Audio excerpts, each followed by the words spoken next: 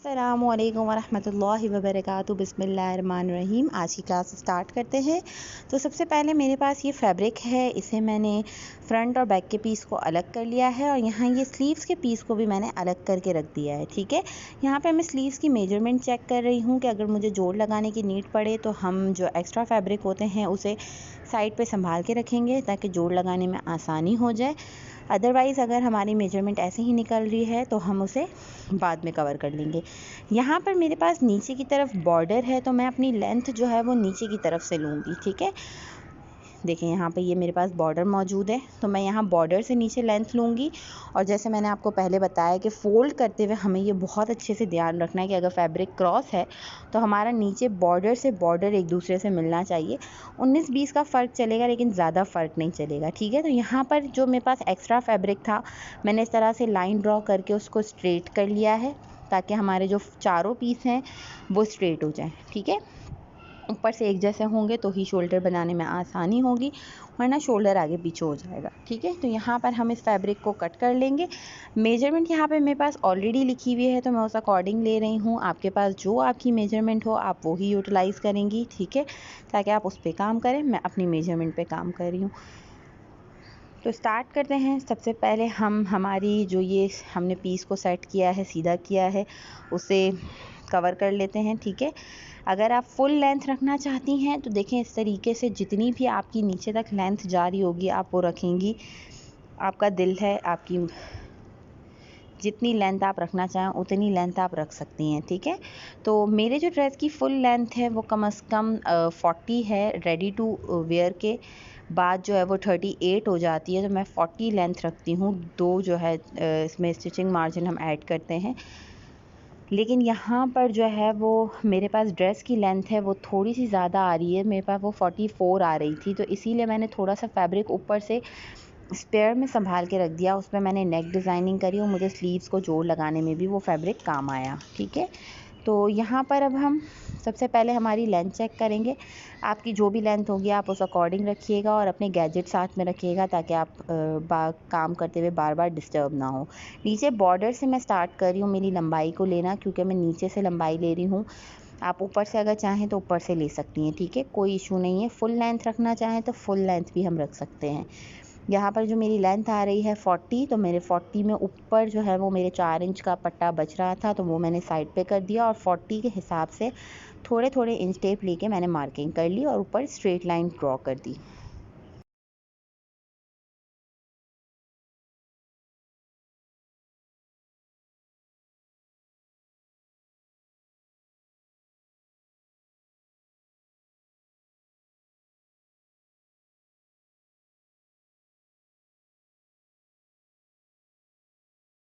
Line को draw करने के बाद यहाँ पर मेरे पास मार्जिन आ गया है अपना, तो हमें काम करना है इस लाइन पे। यहाँ पे लाइन पे सबसे पहले हम हमारे शोल्डर तैयार करेंगे। जो हमारी चौड़ाई है 13.5, मैंने 13.5 पे एक मार्क लगाया। उसके बाद हमारे जो शोल्डर है वो थे 14, उसमें एक जमा किया हमने 15, तो 15 का हमने आधा किया, वो हो गया 7.5। 7.5 पे हम लेंथ और विड्थ दोनों में जो है इस तरीके से एक स्क्वायर बॉक्स बना देंगे। जहाँ से गले का मार्जिन हमारा लिया जाता है 7.5, हम वहाँ से लेंगे अंदर की तरफ से, मतलब जहाँ देखे 4 फैब्रिक मेरे फोल्ड है, मैं अंदर वहाँ से 7.5 ले रही हूँ। और इस तरीके से स्ट्रेट और वर्टिकल लाइंस ड्रॉ करके हम स्क्वायर एक बना लेंगे। अगेन आपको बता दूं, अगर आपका फैब्रिक क्रॉस है तो उसे अच्छे से स्ट्रेट कीजिए, अदरवाइज़ आपका जो शोल्डर वगैरह होंगे या पीस होगा वो आगे पीछे हो जाएगा फ्रंट और बैक का। तो बस इस चीज़ का हमें ख्याल रखना है। यहाँ पे 7.5 पे देखें इस तरीके से मैंने लाइन ड्रॉ कर ली, स्ट्रेट लाइन ड्रॉ कर दी। अब इस तरीके से हम दूसरी लाइन भी ड्रॉ करेंगे हॉरिजॉन्टल में। तो यहाँ मैंने देखें एक स्क्वायर बॉक्स बना दिया हॉरिजेंटली और वर्टिकली, और इस तरीके से मैं यहाँ पे 7.5 रख के इसको मार्क करके चेक कर रही हूँ तो ये स्क्वायर पूरा कंप्लीट बना। उसके बाद 1.5 इंच की हम सेंटर में इस तरह से लाइन एक बना के ट्रायंगल बनाते हैं। ठीक है, हम एक मार्क लगाते हैं खाली ताकि हम उससे हमारी आस्तीन के गोलाई का शेप दे सकें। तो यहाँ पर हम हमारे आस्तीन के गोलाई का शेप देंगे। अगर आप चाहें तो फ्रेंच कर्व यूज़ कर सकती हैं, कोई राउंड चीज़ यूज़ कर सकती हैं, या अगर आप नॉर्मली अपने हाथ से ड्रॉ करना चाहें तो वो भी कर सकती हैं। ठीक है, तो शोल्डर हमारा ये बैक का शोल्डर है, बैक के आर्म होल की कटिंग का मार्जिन है। अब उसके बाद हम फ्रंट के आर्म होल की कटिंग करेंगे। उसका तरीक़ेकार भी मैं आपको अगेन समझा देती हूँ। अच्छे से मैं यहाँ पे ड्रॉ कर रही हूँ डार्क करके, ताकि आप लोगों को नज़र आ सके मार्जिन, और उसके बाद मैं हाथ से भी इसे डार्क कर रही हूँ। ठीक है, तो यहाँ पे हमारे जो बैक का आर्म होल है वो हो गया। उसके बाद अब हम यहाँ पर फ्रंट का जो आर्म होल है उसको बनाएंगे। तो यहाँ मैं 4 इंच पे मार्क कर रही हूँ। अगर आपकी छोटी बच्ची है जिसके आर्म होल आप लेना चाह रहे हैं तो देखिए 1.25 इंच, तो ये सेम 1.25 इंच आप लेंगी यहाँ से, और ऊपर से आप ट्रायंगल बनाएंगी। लेकिन लेंथ आप 4 इंच नहीं लेंगी। आपका जैसे जो भी फॉर सपोज़ मेरा जो आर्म होल का शोल्डर का लेंथ मैंने साइज़ लिया था वो 7.5 थी। ठीक है ना, तो 7.5 का मैंने समझें आधा किया तो 3.5 इंच हुआ, और उसमें आधा इंच हमारे सिलाई का मार्जिन हम ऐड कर देते हैं। तो अगर आपकी छोटी बेटी है जिसका सिलाई का जिसका शोल्डर जो है वो तकरीबन 4 इंच आ रहा है, तो आप उसका आधा करेंगी तो वो 2 इंच हो जाएगा, और उसमें आधा इंच आप सिलाई का मार्जिन ऐड कर लेंगी तो वो 2.5 हो जाएगा। तो जो फ्रंट का आप आर्म होल की गोलाई बनाएंगी वो कुछ इस तरह बनाएंगी कि फिर वो 2.5 पे आप उसको ड्रॉ करेंगी। तो हम इस तरीके से, इस तरह से आर्म होल की डिवीज़न करके उस पर काम करते हैं।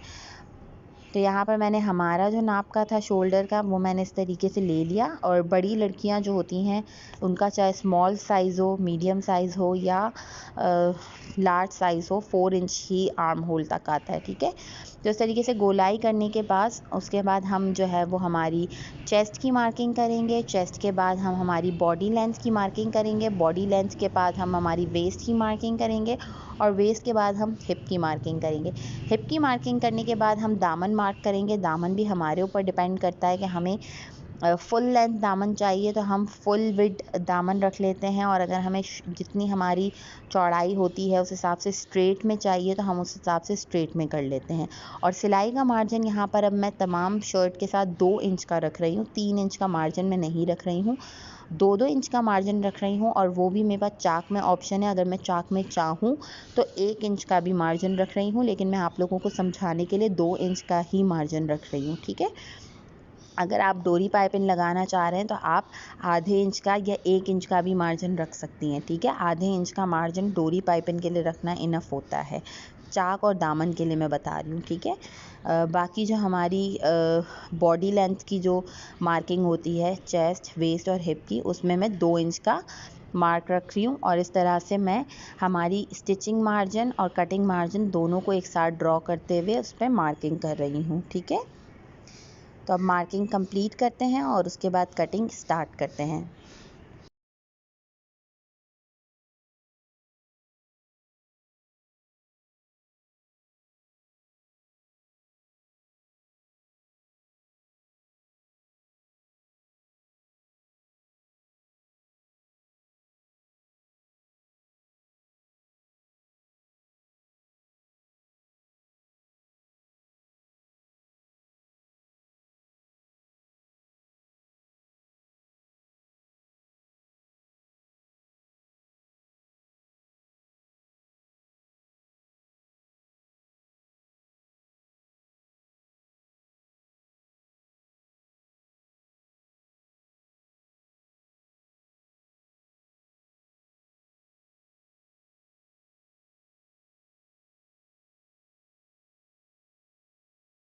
मार्किंग यहाँ पर मैंने कंप्लीट कर ली है। और मैं आपको एक और चीज़ बता दूँ कि यहाँ मैंने शोल्डर की कटिंग नहीं करी है। मैंने शोल्डर का जो हमारा मार्जिन दिया जाता है 1/2 इंच का कर्व में, मैंने वो नहीं दिया है, मैंने स्ट्रेट रखा है, क्योंकि मेरे पास रिक्वेस्ट आई थी कि मैम आप स्ट्रेट शोल्डर पे भी हमें कटिंग करके दिखाएं कि उससे कितना हमारे शोल्डर में डिफरेंस आता है। तो सच है कोई ऐसा ख़ास डिफरेंस नहीं आता है, लेकिन जब हम स्टिचिंग करते हैं तो हमें उसे क्रॉस में ही स्टिच करना होता है, मतलब नेक की तरफ से हम कम सिलाई लेते हैं और शोल्डर की तरफ हम आके ज़्यादा सिलाई लेते हैं, तो बात वही हो जाती है कि आप उसका कर्व मार्क करें या नहीं करें, ठीक है। लेकिन मेरे पास रिक्वेस्ट थी तो मैंने कहा कि मैं ये भी आपको करके दिखा दूँ, और इसी के साथ मैं अपनी कटिंग को कंप्लीट कर रही हूँ। कंप्लीट करने के बाद यहाँ पर मैं आपको इनका फाइनल लुक भी दिखा दूँगी। यहाँ पे बैक की कटिंग करके हमने फ्रंट के पीस को सेपरेट कर लेना है और फ्रंट के आर्म होल की कटिंग कर लेनी है। उसके बाद हमारे यहाँ पे मैं आपको इसका फाइनल लुक भी दिखा देती हूँ, दोनों को एक साथ रख के कि देखिए मैंने यहाँ पर शोल्डर में कोई कटिंग नहीं करी है, शोल्डर बिल्कुल स्ट्रेट है। यहाँ पे आर्म होल फ्रंट का अलग और बैक का अलग, हमारी साइड कटिंग और नीचे दामन का पोर्शन, ठीक है। कटिंग करने के बाद हम नेक को बनाना तैयार करेंगे। नेक को बनाने के लिए जो हमारे पास साइड पीस बचे हैं हम उन्हें सेपरेट अपने पास रख लेंगे। सबसे पहले यहाँ पर मैंने एक फ्यूजिंग ली है, ठीक है, जिसकी विड्थ और चौड़ाई मैंने अच्छी खासी ली है, मतलब 6 इंच मैंने विड्थ ली है और 10 इंच मैंने लेंथ ली है, ठीक है। और इसको अच्छे से स्क्वायर बना दिया है। स्क्वायर बनाने के बाद मेरा जो नेक है वो 3.5 इंच का है। चौड़ाई जो मेरे नेक की है वो 3.5 इंच पे आती है, तो मैंने 3.5 इंच पे एक बिड में निशान लगा लिया। और हम बूट नेक बना रहे हैं, तो बूट नेक बनाने के लिए हमें लेंथ जो चाहिए होती है वो होती है 4 इंच। लेकिन मैं इसमें थोड़ी सी डिज़ाइनिंग करूँगी तो मैं हमारे जो नेक की प्रॉपर लेंथ होती है वो भी मार्क करूँगी। लेकिन सबसे पहले हम बूट नेक का हमारा नेक बनाते हैं। तो बूट नेक बनाने के लिए 4 इंच की लेंथ लेते हैं। बूट नेक का स्क्वायर मैंने बना लिया और 1.5 इंच पे फिर हम एक मार्क लगा के 1 इंच अगर आप ज़्यादा डीप चाहती हैं और 1.5 इंच अगर आप नॉर्मल लेंथ रखना चाहती हैं, ठीक है। तो मैं 1.5 इंच पे निशान लगा के आपको दिखा देती हूँ। जैसे बूट नेक पे अगर हम 1 इंच पे भी निशान लगाएं तो इतना सच है कोई फ़र्क नहीं आता, वो बूट टाइप बनता है तो वो अच्छा लगता है। तो यहाँ पर हम 1 इंच पे ही निशान लगा रहे हैं। अगर आप 1.5 इंच पे करना चाहें तो 1.5 इंच पे भी कर सकती हैं, ठीक है। अगर आप नॉर्मल बूट नेक तैयार करना चाहती हैं तो जैसे हम 1 इंच का मार्जिन रखते हैं, आप उसी तरीके से 1 इंच का मार्जिन रख के उसकी गोलाई की पट्टी को कट करके किसी फ्यूज़ पे कपड़े पे पेस्ट करके और जिस तरह से हम करते हैं वैसे कर लेंगी। लेकिन यहाँ पे मैं डिज़ाइनिंग कर रही हूँ, तो मेरे गले की जो नेक की लेंथ है वो है 7 इंच। यहाँ पे मैं आधा इंच ले रही हूँ स्टिचिंग का मार्जिन, तो 7.5 पे मैं एक निशान लगा रही हूँ। 7.5 पे एक निशान लगाने के बाद हम लगाएंगे, यहाँ पर देखें ये हमारा, हम 1.25 इंच का एक निशान लगाएंगे, ठीक है। 1.25 इंच पे मैं यहाँ पर एक और निशान लगा रही हूँ हमारे राउंड जो है उसकी तरफ, और वहाँ से हम एक वी गले को बना देंगे। ये वी गला हमारा इस तरीके से बनता है, देखें। तो हम इस तरीके से वी बना देंगे। एक नीचे जाके मैं से हमारा जो 7.5 इंच की लेंथ का मार्जिन था वहाँ से जोड़ लूँगी। और सबसे पहले अब हमारा जो नेक है, राउंड नेक हमारा बूट का, उस पर 1.25 इंच पे इस तरीके से मार्किंग करके इसको राउंड कंप्लीट कर लूँगी। तो ये हमारा एक गला तैयार हो जाएगा। और फिर उसके बाद जो हमने नीचे डिज़ाइनिंग की है उसके लिए हम दूसरा नेक रेडी करेंगे, ठीक है। तो यहाँ पर अब मैंने 1.25 इंच पे एक निशान लगा लिया है। अच्छा, मैं डिज़ाइनिंग कर रही हूँ इसलिए मैंने 1.25 इंच का मार्जिन लिया है। अगर आप डिज़ाइन नहीं कर रहे हो, नॉर्मल बूट नेक बना रहे हैं, तो आप 1 इंच का मार्जिन लेंगी, ठीक है।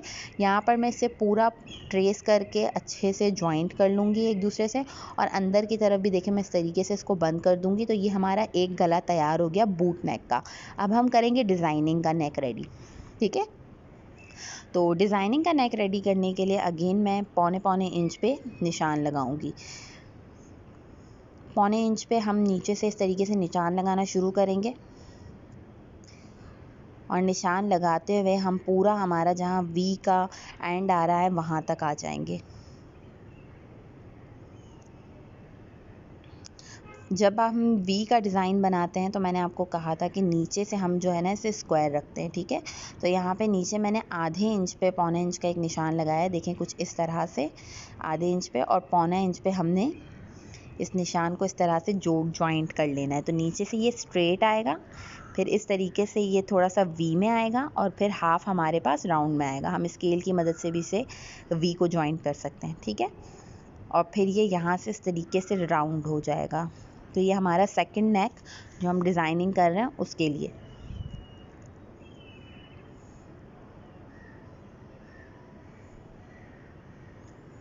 यहाँ पे इतना मैंने कंप्लीट करने के बाद अब इसकी कटिंग करने हैं। सबसे पहले हम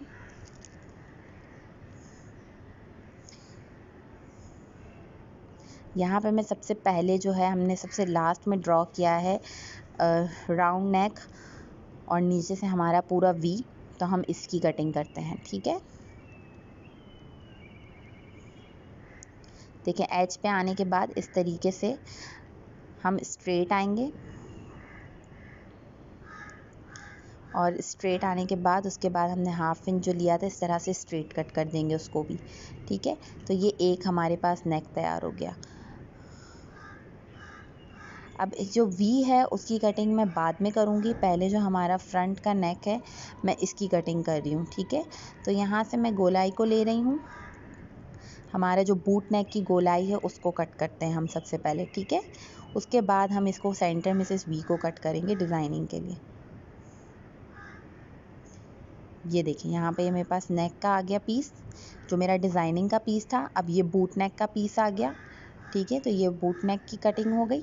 अगेन आपको बता दूँ, बूट नेक की लेंथ 4 इंच रखी जाती है, ज़्यादा नहीं रख सकते आप।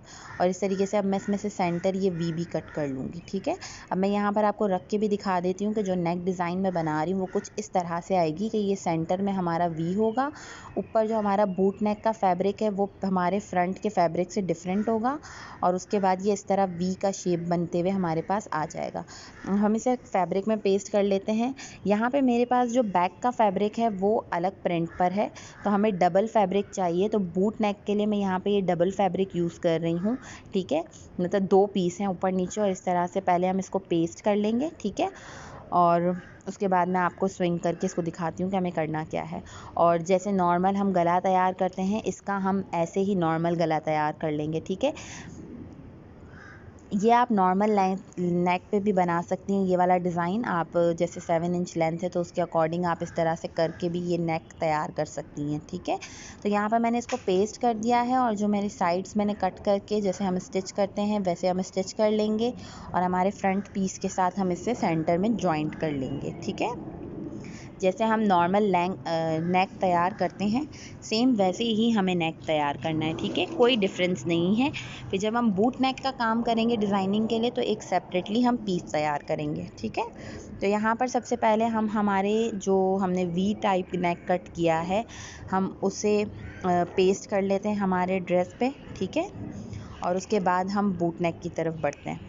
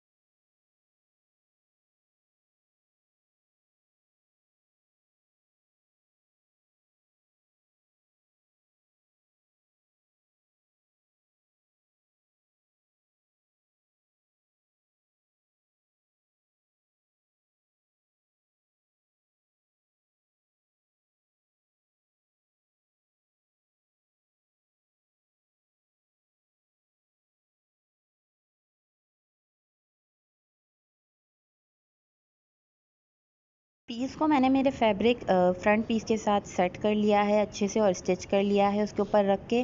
अब जो हमने बूट नेक की कटिंग की थी बैक डिज़ाइनिंग के लिए, यहाँ पर मैंने डबल फैब्रिक लिया है, मतलब आगे पीछे ये देखें 2 फैब्रिक है। फ्रंट का पार्ट मैंने दोनों का नीचे की तरफ रखा है और बैक का पार्ट जो है वो दूसरे अलग अपोजिट साइड पे, मतलब फ्रंट एक दूसरे के साथ रखा है ताकि जब मैं इसकी डिज़ाइनिंग करूँ तो सीधा पट्टा हमारी तरफ आ जाए। डबल सिलाई लाजमी करेंगे ताकि हमारी सिलाई खुले ना। और इस तरीके से देखें सिलाई करते हुए हम हमारे बूट नेक को कवर कर देंगे पूरा तरह से राउंड में। एक तरफ से बस हम बाहर की साइड से इसको छोड़ देंगे ताकि हम जब इसे फोल्ड करके हमारे नेक पे लगाएं तो हमारे पास स्टिचिंग मार्जिन हो। ठीक है, देखें इस तरीके से डबल सिलाई लाजमी कीजिएगा ताकि आपकी सिलाई खुले ना। ठीक है, या तो स्टार्टिंग में जो हम पक्की सिलाई करते हैं वो आपने लाजमी करनी है ताकि नेक को खुले ना। और इस तरीके से देखें पूरे बॉर्डर पे किनारी पे हम इस तरह से सिलाई करते हुए हमारे राउंड को कंप्लीट कर लेंगे।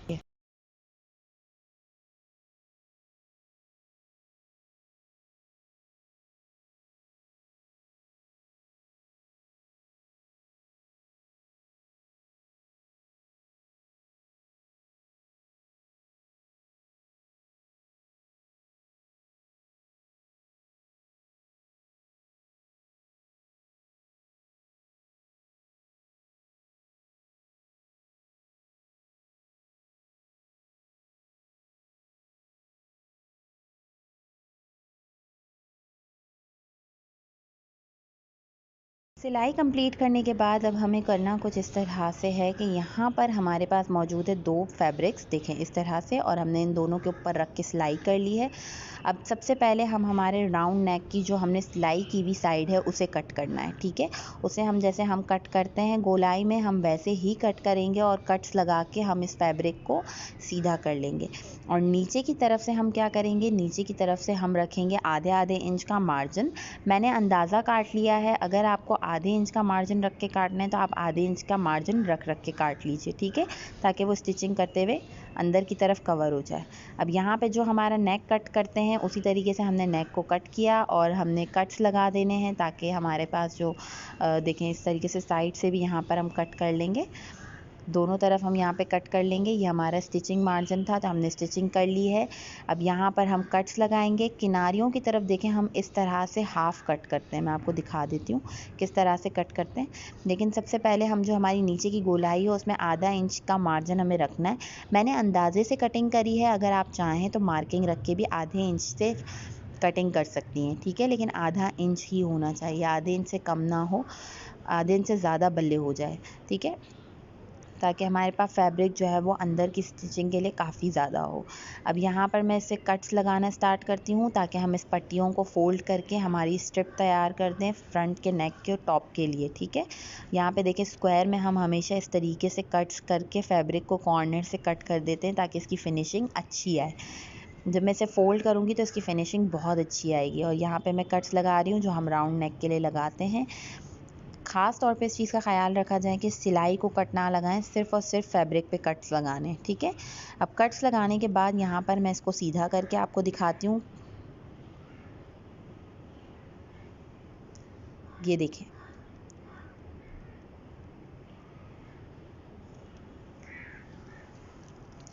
यहाँ पे मैं इसको सीधा कर रही हूँ। नोक निकालने के लिए मैं यहाँ पे क्लिपर की मदद ले रही हूँ। अगर आप कोई पेन यूज़ करना चाहें तो पेन भी यूज़ कर सकती हैं। और अब इस्त्री की मदद से हम इसे प्रॉपर बिठा देंगे एक दूसरे के ऊपर इस तरह से पूरा फोल्ड करके। ठीक है, अब यहाँ मैंने इस्त्री करके इसको बिठा दिया है। अब मैं लूँगी इसका सेंटर। तो सेंटर लेने के लिए हमने जो हमारा देखें यहाँ पे मेरी जो चौड़ाई है वो 7.5 आ रही है, लेंथ जो मेरी आ रही है वो 4 इंच आ रही है। ठीक है, तो मतलब मेरा नेक जो है वो प्रॉपर है। यहाँ पर मैं इसका सेंटर लूँगी। सेंटर पे लेने के बाद मैं यहाँ पर दोनों साइड पे मार्किंग कर लूँगी, लेकिन सबसे पहले मैं सेंटर की एक क्रीज़ बना रही हूँ ताकि मुझे मार्किंग करने में आसानी हो जाए। और उसके बाद अब मैं यहाँ पे जो मैंने हमारा बॉडी पे नेक लगाया था, जो रेडी किया था मैं वो नेक ले रही हूँ। देखिए मैंने नेक का कुछ डिज़ाइन स्वीट हार्ट नेक डिज़ाइन के हिसाब से बनाया है। तो ये जो मेरा सेंटर का वी है ये मेरा 2 इंच का आ रहा है, तो मैं जो है यहाँ पर 1.5 इंच पे निशान लगा रही हूँ। एक इस साइड पे निशान लगाऊंगी और दूसरा निशान 1.5 इंच पे उस तरफ निशान लगाएंगे। ठीक है, ताकि ये हमारा स्टिचिंग की तरफ चला जाए। और ज़्यादा निशान इसलिए लगा रही हूँ मैं ताकि फैब्रिक जो है वो कम ना हो, ज़्यादा बल्ले हो जाए, ठीक है ना।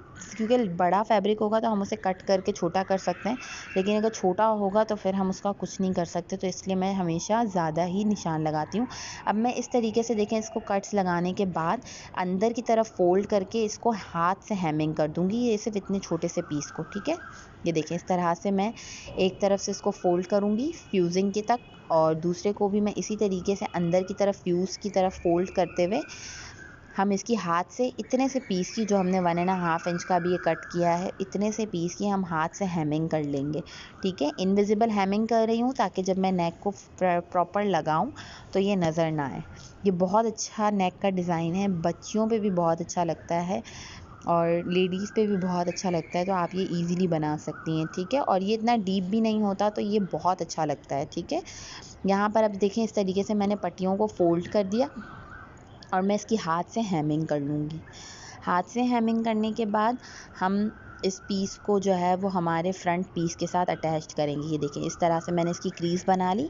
अब इसकी हाथ से हेमिंग कर लूँगी और बकाया जो हमने पीसेस को ऐसे ही छोड़ा है वो हम यहाँ पर फ्रंट पे अंदर की तरफ स्टिचिंग करते हुए उस मार्जिन को जॉइंट कर लेंगे और फिर तमाम चीज़ों की हाथ से एक साथ हेमिंग कर लेंगे, ठीक है। अब यहाँ पर ये देखें, मैं नेक पे इस तरीके से इसको रखती जाऊँगी 1/2 इंच के मार्जिन से, और हम इसकी स्टिचिंग करते जाएंगे। तो चलिए स्टिचिंग करना शुरू करते हैं। अगर आप पिन्स रख के करना चाहें तो पिन्स रख के भी कर सकती हैं, अगर आप ऐसे ही डायरेक्ट करना चाहें मेरी तरह तो आप डायरेक्ट रख के भी कर सकती हैं। तो चलिए स्टार्ट करते हैं। यहाँ पर अब मैं स्टिचिंग कर रही हूँ। देखिए, बिल्कुल किनारी किनारी पे हमें सिलाई करनी है फ्यूज़िंग पे, इस तरीके से रखते हुए फ्यूज़िंग बिल्कुल हमारे किनारे पे आए। जहाँ जहाँ फ्यूज़िंग, अगर आप इस्त्री करके एक क्रीज़ बनाना चाहें तो आप इस्त्री करके एक क्रीज़ भी बना सकती हैं, वो आपको ज़्यादा आसानी हो जाएगी। तो इस तरह से बिल्कुल किनारी किनारी पे हमें फ्यूज़िंग के साथ सिलाई करते जाना है और करते हुए हमें हमारे वी को भी नीचे से स्टिच करना है, ठीक है। अब यहाँ पे देखें, अच्छा, आपकी आसानी के लिए मैं इसमें एक और टिप दे देती हूँ कि हमें करना किस तरीके से, ठीक है। फ्यूज़िंग के हमने नीचे से, नीचे वाले जो हमने बोट नेक का फ्यूज़िंग है उसकी हमने क्रीज़ बनाई हुई है, ठीक है। तो मैं उसी क्रीज़ पे इसको स्टिच करती जा रही हूँ फैब्रिक को रखते हुए। नीचे हमारे पास एक्स्ट्रा हमने आधे इंच का मार्जिन रखा था, तो उससे मैंने इसे फ्यूज़ कर लिया। अब यहाँ पर ये देखें, मेरे जो वी है उसके पास आने के बाद मेरे पास फैब्रिक जो है वो बिल्कुल सेट बैठ रहा है, कोई कमी पेशी नहीं हो रही और वो बिल्कुल अपनी जगह पे आ रहा है। तो मैं इस तरीके से आते हुए किनारी पे आ जाऊंगी और उसके बाद हम नीचे वी पे स्टिच करेंगे, ठीक है। ये देखें, इस तरह से यहाँ पे मैं वी तक आई, वी को स्टिच करके मैं धागे को कट कर रही हूँ, ठीक है। वैसे धागे को अमूमन कट नहीं करते, लेकिन क्योंकि हमारा जो नेक होता है अक्सरियत इस तरह से डिज़ाइनिंग में सेट नहीं बैठता है, या अगर आपने पिन्स वगैरह नहीं लगाई हुई हो तो आपको शायद मार्किंग वगैरह में या मेजरमेंट करने में थोड़ी सी प्रॉब्लम आती है। तो हम कुछ इस तरह से करते हैं कि वी को कंप्लीट करने के बाद हम धागे को एंड कर देंगे और फिर दूसरी तरफ से हम राउंड को जॉइंट करना स्टार्ट करेंगे ताकि वो बिल्कुल परफेक्ट बैठे, ठीक है। तो यहाँ पर मैं मेरे वी को कंप्लीट करके धागे को कट कर रही हूँ और यहाँ आप देखें, मेरे पास फैब्रिक थोड़ा सा नेक सेट नहीं बैठ रहा था क्योंकि मैंने उसे पिन से सेट नहीं किया था पहले, तो इस वजह से थोड़ी सी परेशानी मुझे भी आ रही थी, तो इस वजह से मैंने ये शॉर्टकट निकाला।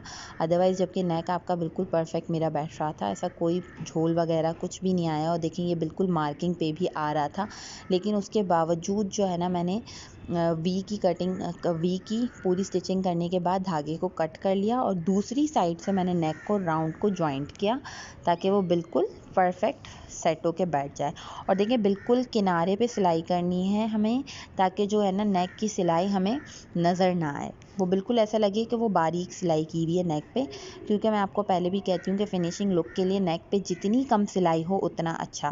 तो यहाँ पर हम एक सिलाई को रखते हुए कम करेंगे, तो हमने किनारी पे बिल्कुल सिलाई करनी है और इस तरीके से हमारे पूरे नेक को हमें जॉइंट कर लेना है और उसके बाद इसकी अंदर की तरफ हमें हेमिंग कर लेनी है, जो हमारा ओरिजिनल नेक है उसकी भी और जो हमने बोट नेक लगाया है उसकी भी।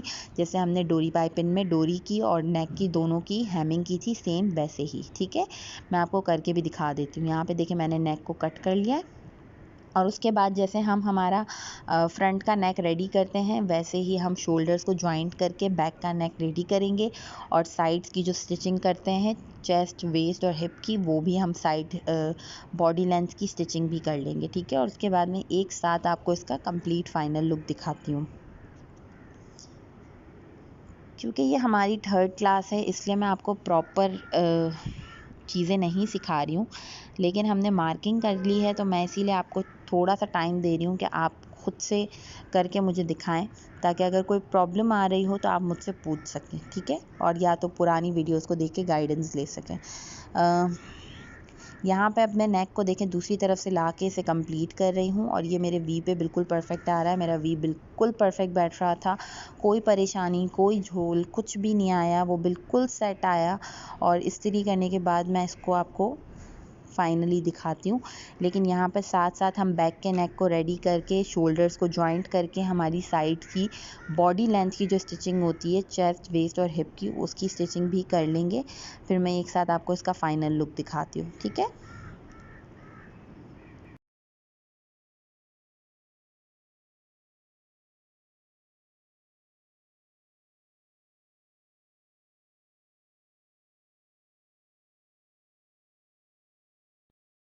जी, तो यहाँ पे ये देखें मैंने इसे रेडी कर लिया है। मेरे नेक को रेडी करके मैंने अंदर की तरफ इसमें हैमिंग कर ली है। यहाँ पे ये देखें कोई हैमिंग नहीं आ रही है, हमने तमाम हैमिंग जो है वो अंदर की तरफ की है। ये देखें इस तरह से मैंने यहाँ पे इस पट्टी की भी हैमिंग कर ली जो 1/2 इंच हमारा मार्जिन था, और जो मेरा ओरिजिनल नेक था मैंने उसकी भी हैमिंग कर ली है, इनविजिबल हैमिंग की है। बैक के नेक पे मैंने बड़ी सी सिलाई अभी कर दी है, मैं बाद में से हैमिंग करके फ़ाइनल कर लूँगी। यहाँ पे मैंने शोल्डर्स को जॉइंट कर लिया है। जैसा कि मैंने आपको कहा था कि शोल्डर्स में ऐसे कोई ख़ास फ़र्क नहीं आता, लेकिन हमें उसकी सिलाई क्रॉस करनी होती है, ठीक है। तो ये क्रॉस सिलाई करने के बाद यहाँ पे देखें मेरी लेंथ और विड्थ चेक कर लीजिए, वो भी बिल्कुल परफेक्ट आ रही है। तमाम चीज़ें सेट करने के बाद हम यहाँ पर हमारी जो डोरी पाइपिंग हमें लगानी है उसकी मार्किंग करेंगे। ये मैंने मार्केट से डोरी पाइपिंग ख़रीदी थी, घर में नहीं बनाई थी। तो ये मेरे पास तकरीबन 7.5 गज़ है और चाक और दामन आस्तीन में मिला के 6 गज़ इनफ होती है। तो यहाँ पे मैं स्टार्ट करती हूँ सबसे पहले मार्किंग करना, और मार्किंग करने के बाद हम डोरी पाइपिंग का दूसरा जो पैटर्न है आज वो सीखेंगे। अगेन मैं आपको बता दूं कि डोरी पाइपिंग के लिए हमें इतना ज़्यादा फैब्रिक नहीं चाहिए होता है, आधे इंच का मार्जिन भी बहुत होता है। तो आप आधे इंच के मार्जिन रख के बकाया तमाम अगर कट करना चाहें तो डायरेक्टली पहले से कट कर सकती हैं, लेकिन अगर आप डोरी पाइपिंग की एक साइड लगा के फिर कट करना चाहें फैब्रिक को तो फिर कट कर सकती है। मैं आखिर में कट करती हूँ फैब्रिक को, ताकि अगर कभी डोरी पाइपिंग खोलनी पड़े तो हमारा कपड़ा छिले ना, ठीक है। तो देखिए मैं इस तरह से मार्किंग कंप्लीट करती हूँ और उसके बाद हम डोरी पाइपिंग लगाने का प्रोसेस स्टार्ट करते हैं।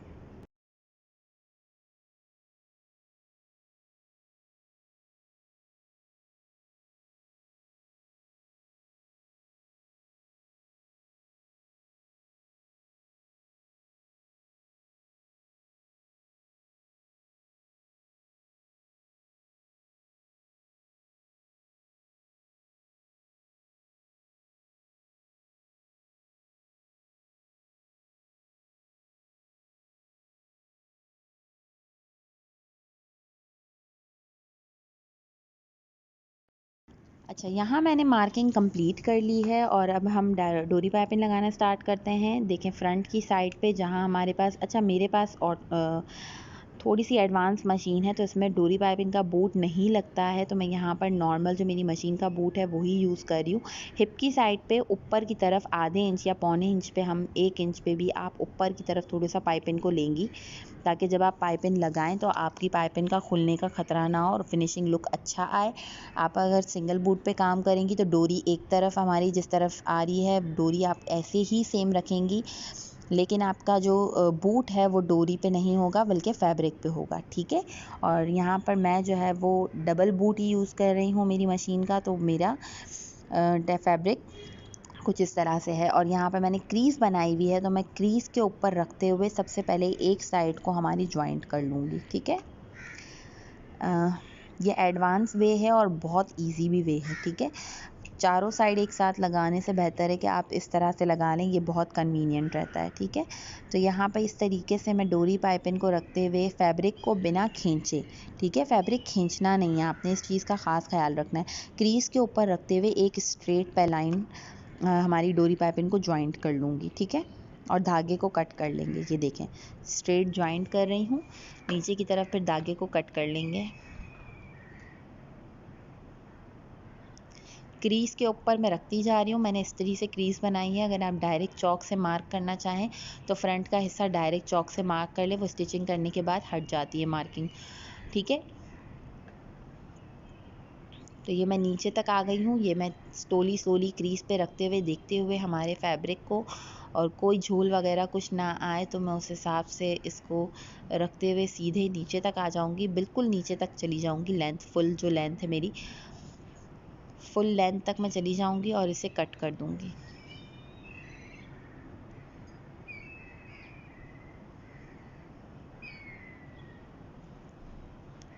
जहाँ तक मुझे इसकी लेंथ चाहिए मैंने वहाँ तक लेंथ रखनी है।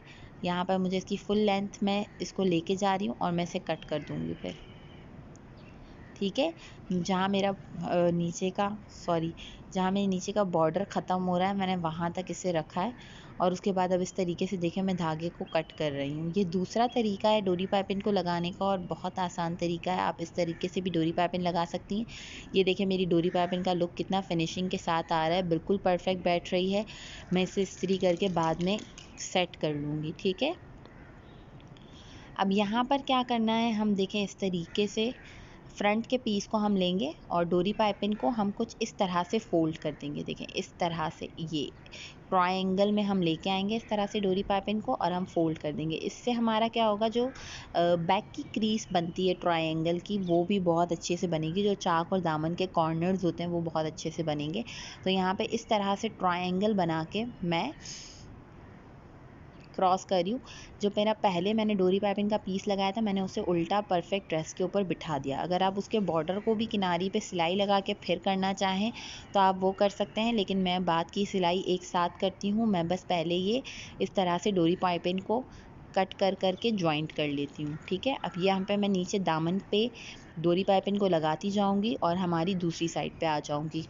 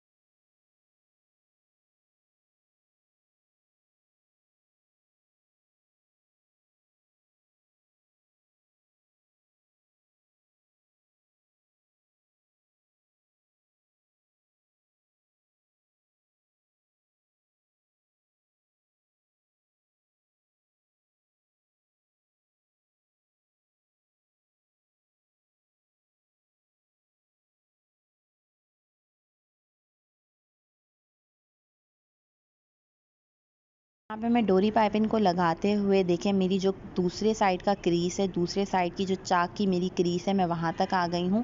क्रीज के आने के बाद मैंने अगेन इस तरीके से निडल को ऊपर करके धागे को अच्छे से स्ट्रेच करके कट कर लेना है। ठीक है, ये देखें कट करने के बाद इस तरीके से मैंने उल्टा हाथ से इसे रख के प्रेस करना है। ये देखें जो मेरी किनारी थी उसे मैं इस तरह से रखूँगी, तो ये देखिए पीछे मेरा ट्रायंगल भी एक तो परफेक्ट बन गया और आगे से मेरी गोलाई भी बहुत अच्छी आ गई। ठीक है, अब मैं इसे ऐसे ही हाथ से प्रेस करती जा रही हूँ और मैं नीचे रख रही हूँ। यहाँ पे मेरी दूसरी साइड की जो क्रीज है उस तरफ भी देखें इस तरह से ट्रायंगल में फ़ोल्ड करूँगी और ऊपर की तरफ इसे सिलाई करना शुरू कर दूँगी। देखिए यहाँ पे मैंने इस तरीके से ये क्रीज की साइड को मेरा रखा और हमने इसे इस तरह ट्रायंगल में फ़ोल्ड करना है। ठीक है, पीछे के फ्रंट के पीस को, जो हमारा बैक का पीस है, उसे मैं पीछे की तरफ पहले इस्त्री करके बिठा दूंगी। यहाँ पे फैब्रिक में मेरे पास थोड़ा सा झोल आ रहा था तो मैंने फैब्रिक को थोड़ा सा कट कर लिया। जैसे कि मैंने आपको बोला कि ज़्यादा फैब्रिक की ज़रूरत नहीं पड़ती है, आधे इंच के फैब्रिक से भी मार्जिन हो जाता है। लेकिन आप लोग बिल्कुल न्यू कमर हैं इसलिए एडवाइस दूंगी कि फैब्रिक बाद में कट कीजिएगा ताकि कभी खोलना पड़े तो कपड़ा छिले ना। ठीक है, अब यहाँ पे जो मेरी क्रीज तैयार की हुई है उस पर मैं इस तरह सिलाई करती जाऊँगी और सिलाई करते हुए मैं अपने ऊपर चाक के एंड स्टार्ट तक आ जाऊंगी। हिप के अंदर आधे इंच का मार्जिन रखते हुए धागे को कट करके फिर दूसरी साइड की डोरी पाइपिंग को इसी तरीके से सेम लगाऊंगी। यहाँ पे मैंने मेरी डोरी पाइपिंग को कंप्लीट कर लिया है। अंदर की तरफ मैंने आधे आधे इंच का मार्जिन रखा है दोनों साइड पे ताकि हमारी जो डोरी पाइपिंग है वो मजबूत हो जाए और खुले ना। उसके बाद अब मैं इसे इस्त्री करके बिठा के इसकी साइड्स को एक साथ ज्वाइंट करूँगी और ये अंदर के फैब्रिक जो एक्स्ट्रा फैब्रिक है ना मैं इसे कट कर लूँगी क्योंकि अब हमें इसकी नीड नहीं है। हमें सिर्फ और सिर्फ आधे इंच जितना फैब्रिक अंदर रखना है। ठीक है,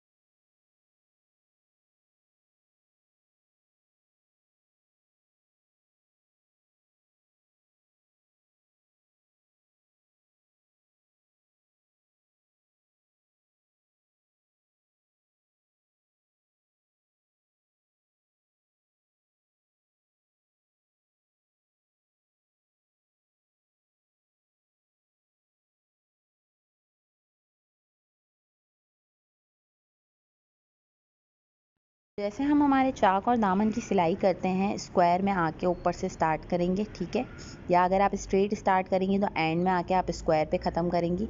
मैं यहाँ पे थोड़ा सा स्क्वायर से स्टार्ट कर रही हूँ। ठीक है, तो यहाँ इस तरीके से आके अंदर की तरफ सिर्फ थोड़ा सा फैब्रिक में फ़ोल्ड करके इस तरह किनारी बना लूँगी और फिर मैं इसको सीधा कर लूँगी। ठीक है, और कपड़े को चेक करेंगे कोई झोल वगैरह ना आए। डोरी पाइपिंग जब हम स्टिच करेंगे तो फैब्रिक को देखें, अगेन बता रही हूँ खींचना नहीं है, नॉर्मल हमें फैब्रिक के ऊपर फैब्रिक को इस तरह रखना है।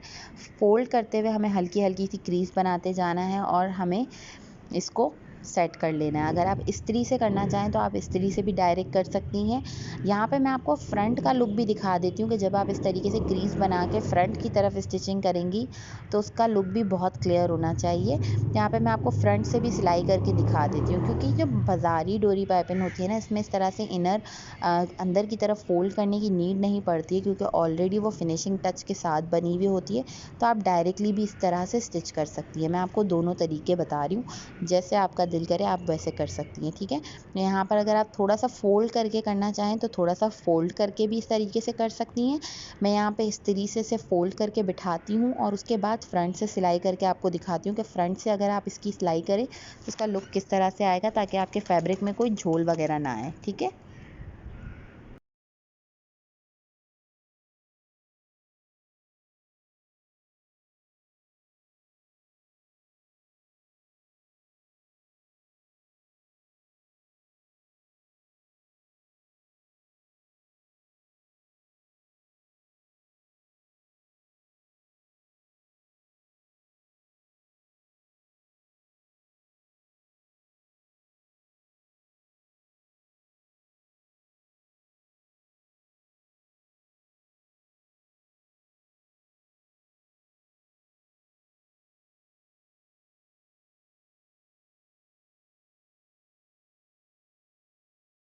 कॉर्नर पे जब हम इस तरह से आएंगे तो हम ट्रायंगल में डबल सिलाई करेंगे। कुछ इस तरह से हमारे निडल को अंदर की तरफ रखते हुए बूट को हम टर्न करेंगे और हम ट्रायंगल में डबल सिलाई करेंगे।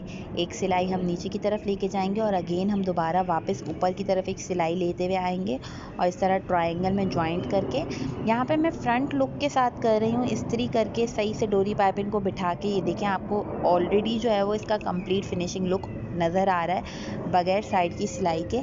तो अब यहाँ पर हम साइड की सिलाई करते हुए आपको फिनिशिंग लुक भी दिखा देते हैं इसका।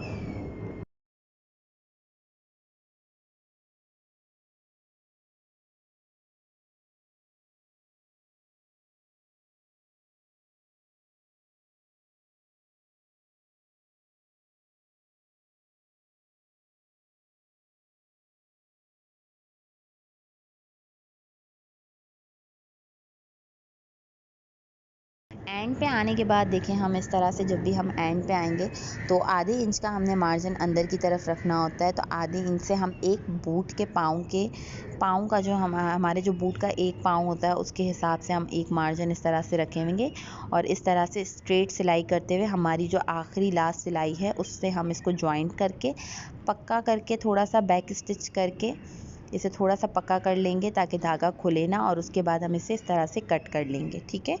तो यहाँ पे मेरी डोरी पाइपिंग कंप्लीट हो गई है। सेम इसी तरीके से हम आस्तीन में भी लगाएंगे। ये देखें, यहाँ पर आपको इसका फाइनल लुक दिखा दूँ कि सिलाई पूरी हमारी कट्स के साथ बहुत अच्छे से आ रही है, कोई भी कहीं झोल वगैरह कुछ नहीं आ रहा। तो यहाँ मेरी सिलाई कंप्लीट आ गई है। डोरी पाइपिंग का लुक देख लें और फाइनल रिज़ल्ट देख लें। यहाँ पे कंप्लीट ड्रेस का मैं आपको फाइनल रिज़ल्ट दिखा रही हूँ। सबसे पहले हमने ये ट्राउज़र बनाया था जिसमें हमने नॉर्मल पिंटेक्स लिए थे। पिंटेक्स का लुक कुछ इस तरह से आता है और पिंटेक्स बहुत डिफरेंट टाइप्स में लिए जाते हैं, वो हम ग्रुप पे डिस्कस कर लेंगे। उसके बाद यहाँ पे ये हमारा पैंट स्टाइल ट्राउज़र था, तो यहाँ सेंटर में भी इसकी स्टिचिंग आती है जो हमारी फ्रंट की स्टिचिंग होती है। बैक की स्टिचिंग हमारी अलग होती है क्योंकि हमारा हिप की वजह से बैक ज़्यादा आता है तो उसकी कटिंग अलग होती है। यहाँ हमने फ्रंट पे बेल्ट लगाया था because it's too convenient to wear, तो हमने उस हिसाब से इसकी कटिंग करके कंप्लीट किया है। उसके बाद ये हमारी शर्ट है, इस पर हमने बूट नेक के साथ वी नेक की डिज़ाइनिंग भी की है। आप देख सकती हैं इसका लुक भी कितना अच्छा आ रहा है। और फर्दर जो आप लोगों को आस्तीन वगैरह का जो डोरी पाइपिंग का दूसरा पैटर्न था वो भी यहाँ मैंने आपको बता दिया है कि देखिए डोरी पाइपिंग दूसरे किस तरीके से लगाई जा सकती है। जो भी आपको कन्वीनियंट वे लगे आप वो यूटिलाइज़ कर सकती हैं, कोई इशू नहीं है, ठीक है। अपनी कन्वीनियंट के हिसाब से काम कीजिए। ये देखें, इसके फ्रंट का लुक और बैक का लुक दोनों मैं आपको दिखा रही हूँ। और यहाँ पे मैंने आस्तीन बनाई है, तो आस्तीन भी मैंने यहाँ पे थोड़ी सी खुली टाइप बनाई है। यहाँ पे मेरे पास जितना फैब्रिक था फ्रंट पे मैंने वो तमाम फैब्रिक ले लिया, बस आधा इंच का मैंने स्टिचिंग मार्जिन रखा, क्लास ख़त्म की जाती।